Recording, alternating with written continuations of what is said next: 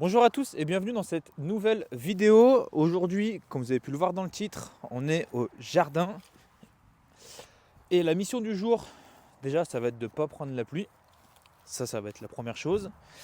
Et la deuxième chose, c'est qu'on a un peu de boulot, comme tout le temps d'ailleurs. Je prends beaucoup de retard sur le potager par manque de temps. Ça, c'est la première chose.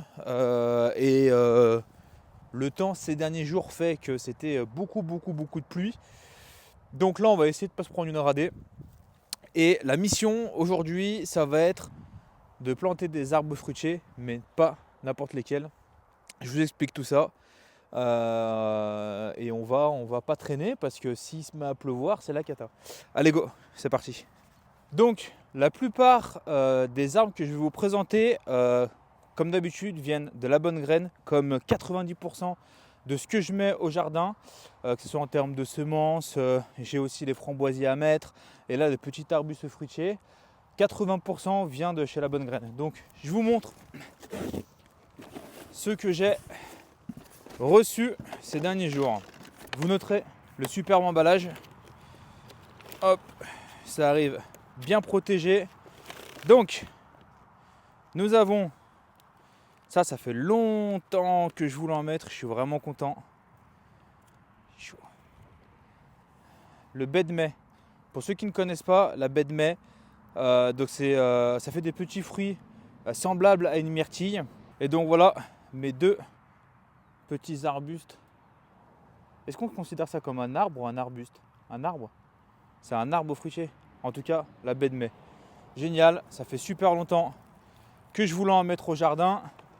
Alors ça a été une découverte. Je ne sais pas du tout ce que ça donne parce que je ne savais pas que c'était comestible.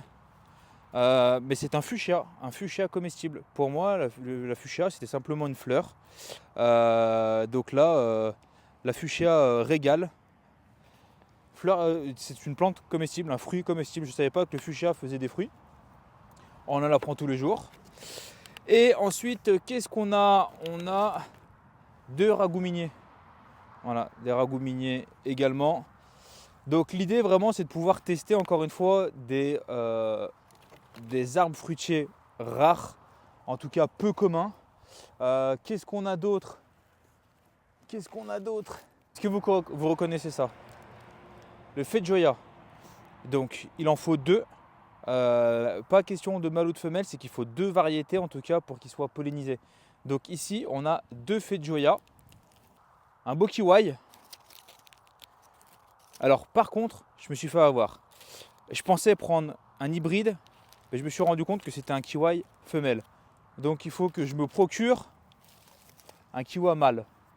Et le dernier, je ne sais pas comment on le prononce. Je ne sais pas si on dit chalet ou chalef. Je ne sais pas si le F se prononce à la fin. Un chalet d'automne. Donc le vrai nom, Elaeagnus umbellata umber. Vous me pardonnerez pour l'accent. Chalet d'automne, donc ça fait des petits fruits très sucrés et mielleux qui se récoltent bien évidemment, comme vous l'aurez compris, à l'automne. Donc on récolte ça septembre-octobre. Pour l'arrière-saison, quand on a passé la plupart des fruitiers, l'idée c'est de pouvoir justement poursuivre la saison et se régaler encore sur la fin d'année. Donc 2, 4, 5, 6, 7, 8, 9. Les fraisiers, ça sera pour demain ou après-demain. Mais en tout cas, on a 9 arbres fruitiers à planter ici qui vont rejoindre les 18 ou 19 autres. Je ne sais jamais combien j'en ai déjà. On était sur des basiques, des pommiers, des poiriers, mirabelliers, cerisiers, abricotiers, pêchers. Et là, vraiment, l'idée, c'est de poursuivre un petit peu ça, mais en y mettant des fruitiers, comme je vous l'ai dit, un peu plus rares. C'est parti!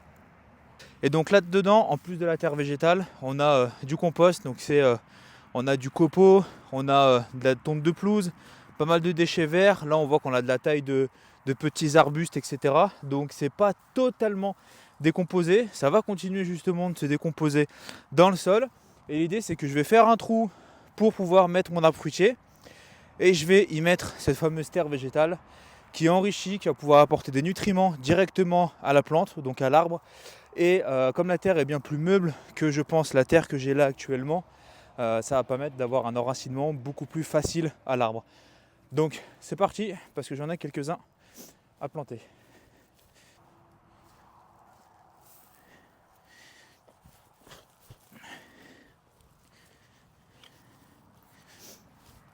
Bon, l'avantage, c'est qu'avec tout ce qu'il a plu ces derniers jours, c'est un vrai plaisir de creuser dans ces conditions. Ça va vraiment tout seul.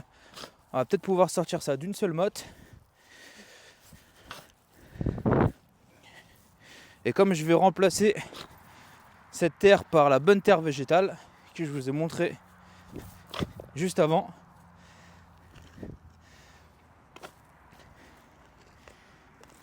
on va aller foutre ça en bas du jardin.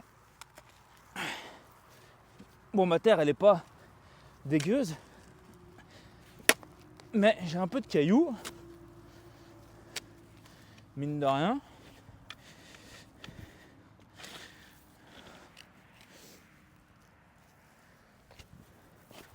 Donc toujours faire des trous bien plus grands que ce qu'on plante. Il vaut mieux que ce soit trop grand que trop petit pour faciliter l'enracinement de la plante. Ah bah il y a de la vie dans ce sol. Vous pouvez voir, j'ai quand même des sacrés gros cailloux, je sais pas si vous voyez d'ici.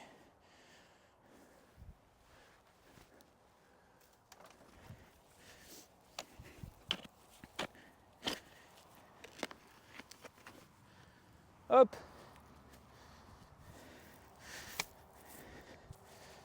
Donc, on va y mettre de la bonne terre végétale, bien enrichie en compost, pour que vraiment notre petit arbre s'y plaise à merveille. Bon, là on est sur du tout jeune plant pour en tout cas la baie de mai. Donc je vais planter les deux ici. C'est pas des très très gros arbres parce qu'à maturité ça fait 1,50 m à 2 mètres au grand max. Donc c'est pas des très très gros arbres. Donc je peux me permettre entre guillemets de les serrer un petit peu. Hop, on décompacte toujours bien les racines. Et on va les faire une bonne petite place. Vous pouvez voir que la taille du trou est énorme par rapport au plan. Mais c'est voulu, c'est normal pour que ça lui laisse vraiment de la place pour pouvoir s'enraciner.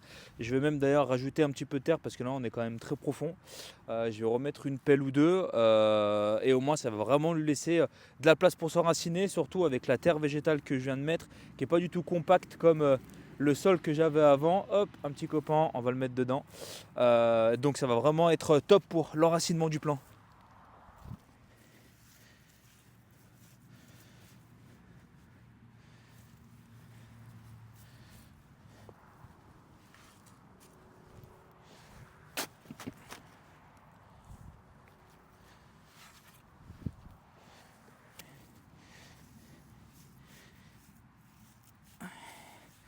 La terre est vraiment trempée avec tout ce qu'il a plu ces derniers jours. Regardez, ça va pas être beau. Même si la terre est très mouillée, trempée même, on va bien arroser. Le ruissellement de l'eau à travers le sol va donner la direction aux racines. Et puis d'ailleurs, on va y mettre un bon paillage.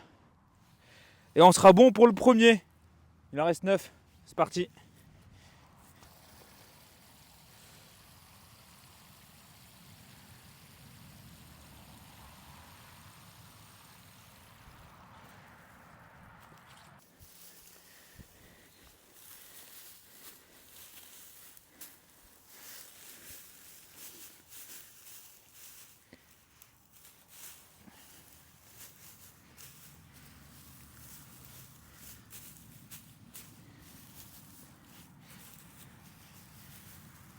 Hop.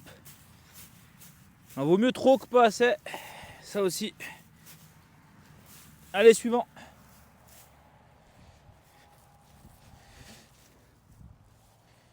Bon, la mission numéro 1 qui consistait à ne pas prendre la pluie est un échec.